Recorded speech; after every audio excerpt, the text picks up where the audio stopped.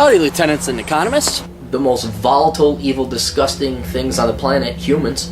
If you have a video request, you can always go to assholeconsulting.com. Yeah, I am gonna charge you, kids. And that is the importance of not fucking up. You are such an asshole!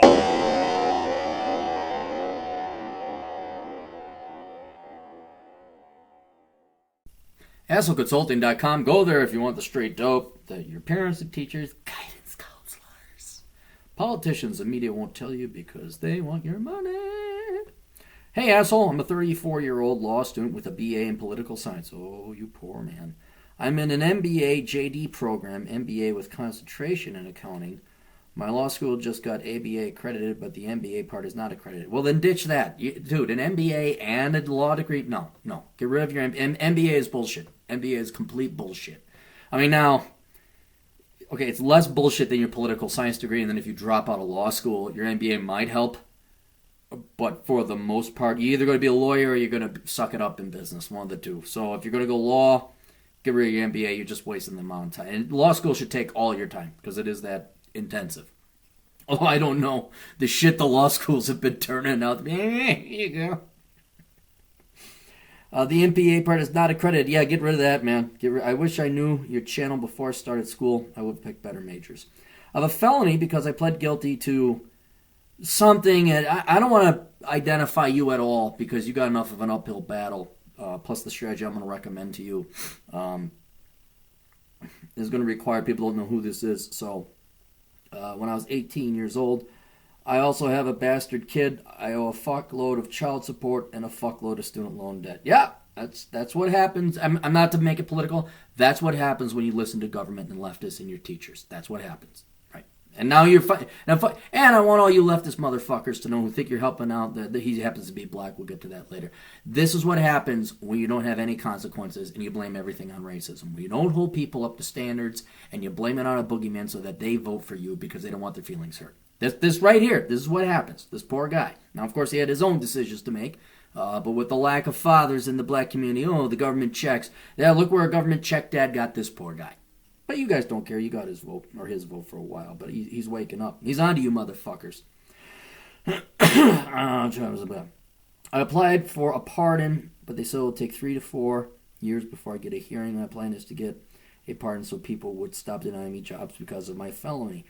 With a JD MBA, my argument to the court is that I deserve a pardon because I changed my life around. If you do not give me a pardon, I'll never be able to pay off my student loan debt. And here's the other thing. Your crime is one I completely disagree with. And this is a good argument. And I think if you go and you show the judge, hey, look, Your Honor, this is a victimless crime. I have turned my life, and you have. You're kicking ass. You went back to college. I mean, and I know I rip on the BA in political science, but at least you got it. You did go to school. So you are on, no, not now. Jeez. So you absolutely have turned your life around, and hell, if anything, go write a book about it to help spare future young black men from the same misery and mistakes. So I think you have a pretty good chance going down this route. Now, I'm no lawyer. I'm just saying logically, because they got way bigger fish to fry and way more dangerous, badass criminals than you. When this is certainly not a violent crime. So I think you are right to try and get that expunged from your record. This argument is best known to work. Well, it's also true. That's the other thing. It's also true. My dream is to become a public defender, but because of all this child support, they're likely not going to allow me to be licensed to practice law after I pass the bar. I just found this out. My overall question is, what the fuck do I do now? But more specifically, I want to know your opinion of JD Advantage jobs, compliance jobs, human resource jobs, and financial advisor jobs. If I become a CPA, see, now you're running all over the place, dude. You're running all over the place. What do you want? Shiny object. Ooh. Stop, which is why you're coming here, but you need to stop and focus. Oops. If I become a CPA, are they likely to discriminate because of my felony? Will a JD actually give me an advantage? I just finished my first year of law school. In a few years, I will be back on the market looking for a job. What exactly should I do to land a decent job? Okay. You got a couple options.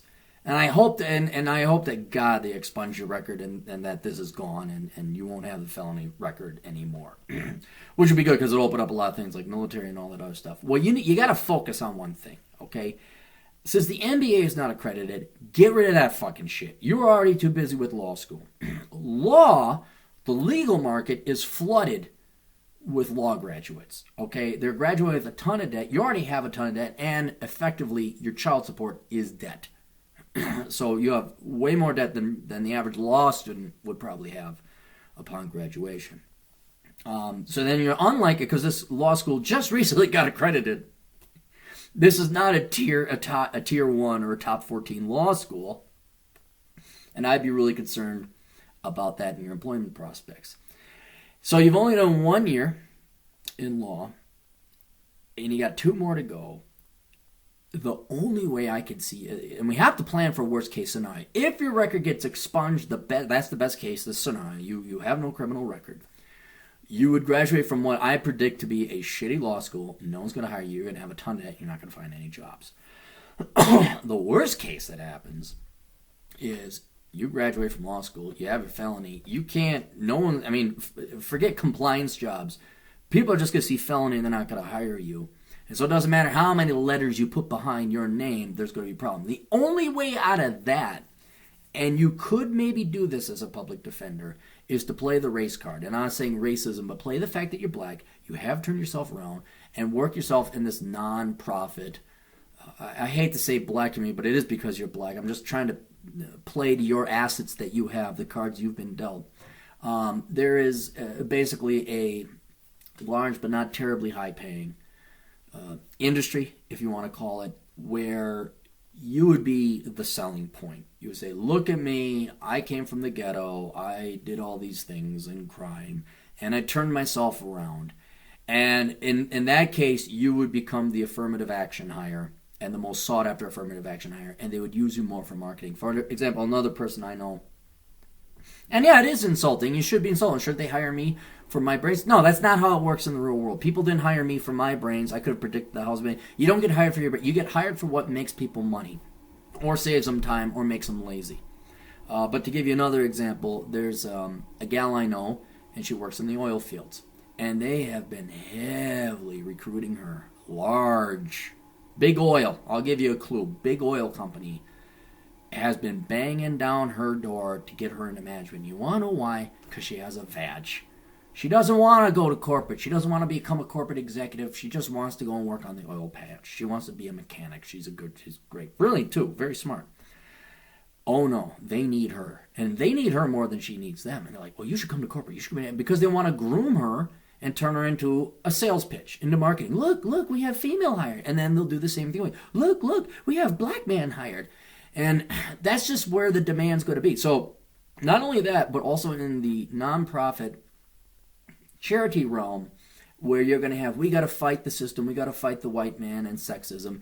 And you may have to bite your tongue. You may not believe in that. You may say, well, wait a minute, I fucked up. You may not believe the politics of it, but you'd make a great candidate for a lawyer over the Southern Poverty Law Center, National Association for the Advancement of Colored People, NAACP, or any one of these type of nonprofits that are there to help out blacks. And unfortunately, that's where your previous past history and the cards you've been dealt have gotten you. That's about the only area I can really think that you would make money as a lawyer. Now, because there's too much risk, you've already put 1 year in. You already got a ton of debt. You got child support. And you got a criminal record potentially that'll be permanent. Going against you, I would not take on the extra 2 years of law student debt to then have it all fail and you can't find a job anyway. And that's just, you can't dismiss it as of yet, depending on the type of loans, student loans you get. You can't dismiss it in bankruptcy. That's the problem. So what I would recommend is your last option there that you came up with, and that is your CPA. Now look, the display of your intelligence and your potential is not that you got a BA. That's not it. It's not that you got a law degree and then you went to law school and you're trying to double tackle an MBA and a JD. That is not the sign of it. The sign of intelligence is that you woke the fuck up and decided to change and made the changes, the personal resolution and resolve you had to make the changes to go down a better path in life and salvage what you got. That's the sign of intelligence. So you do have the potential and the capacity. I'd also strongly recommend you take an IQ test, so you kind of know, so you don't know, oh, am I really? Yeah, the evidence, the empirical evidence kind of indicates it. But not vital. It's just for your own knowledge and sake. But what I would do is go that CPA route. Now, this all depends on what state you're in and where you'd like to get your CPA. I would seriously consider moving if you're in New York or Chicago or some shithole leftist state where there is no economic growth. I'd get the fuck out of there. If you can. I don't know what the laws are with your child support. Sometimes you can't leave the state where your child is in. I understand it. So it all depends. But I would look into the CPA requirements for your state. And it varies by state. Some CPAs require that you have a certain amount of master's classes. Your MBA classes, even though they're not accredited, actually might have helped because now you know a little bit about accounting and business. You already have a BA, so for some states that would, in other words, your educational requirements may be resolved, and in some states that may be enough for you to sit and take the CPA exam. However, again, this is why you got to look up your state. Some states also, well, you must have an undergrad in accounting and a certain amount of master's level courses in accounting as well. Some don't care. You can major in dipshittery studies. Oh, yeah, you got, man, okay. Others, you don't even need master's classes. You just need a degree. Some require work experience, too. Like, you have to have a year of work experience. So it all depends. If you go back into the video archives, Chad Elkins, one of my special celebrity guest consultants, he did an asshole consultancy for a guy who had a question about getting his master's in accountancy. So please look at that. It's much more literal. He's a CPA. I think he was talking specifically about Alabama, but you'd get an idea for the different type of requirements. Now, the CPA, the reason I like that is, one, you're going to have to go back and get some accounting classes. Even if you don't get your CPA, that's better employment prospects, okay? But the real goal, if you're willing to go and get a master's class, a master's degree, and sit for the CPA, and you get it, then you can write your own ticket. And I think that's the real light. That's the real fucking hope right there. Not this Barack Obama bullshit hope. I'm talking real motherfucking hope, because it's under your control. A law degree, you can open up your own shop, but the market's flooded with lawyers, and most lawyers don't make it. No one's going to hire you on top of it if you don't get that felony off your record. And then also, and then you're relegated to working in that bullshit Southern Poverty Law Center, NAACP, let's fight Whitey, oh, woe is me, we need lawyers to file fake briefs and all that other shit. With a CPA, you can open up your own shop and go into business. In other words, you don't have to go work for Big Four. You don't have to go the corporate route. You're not going to be dependent upon employers. With a CPA, you can do people's taxes. Even before you're a CPA, you could be not registered agent. Is it registered agent? I'll have to look it up. It's some kind of agent. Search accounting agent or accounting IRS agent. And that you don't need a CPA. But you can start working for yourself. And with the CPA, it's like being a dentist or a doctor or somebody else with a very highly sought after skill, or a mechanic. It's like, have you ever asked your accountant if they have a felony? Have you ever asked your mechanic if they had a felony? Have you ever asked your dentist if they had a felony? Fuck no. Fix my teeth, fix my car, do my taxes. So if you get a CPA, and also you may want to look into the felony requirements. I don't know what it's the Society of CPAs or the Board of CPAs of different states. Make sure there's no felony requirements. Like, you can't have one. If not, try another state, seriously. But if you can get that CPA, dude, all it is, set up a fucking website, hang a door out front, Bob's accounting service, and you could do taxes, you could do that, you could write your own ticket, and then after a while, maybe you get enough experience in different industries, you could perhaps consult, and that's where I think the money making might be, with very little risk, because even in the end, if you got an accounting degree and you don't have your CPA, you could at least become a bookkeeper. That's where I would go. So anyway, yeah, it's a hard situation you're in, man. It's like you shot your leg off, and you're gonna be crippling until you get that record expunged. But if you don't, you're gonna be crippling for a long time. This is the quickest way, in my mind, with the options you laid on the table, that I think you can get out from underneath it. And then, God Almighty, I hope you child support. I shouldn't laugh, but dude, you are so fucked, man. This is the quickest and best way I think of you getting unfucked. But man, I hate to see it. My heart goes out to you. It's good to see you came around, And seriously, if you might want to think, here's another thing. Go on the talking or the speaking circuit. Like warn the kids. Write a book online. Shit, me and my guys, if you write a book about how you turned it around, blah, blah, blah, there's a market for that in the manosphere. And I think definitely a market. You go on a speaking circuit. But that'd be more of a hobby thing. But right now, consider that CPA and all that other shit. So anyway, best of luck to you. Toodles.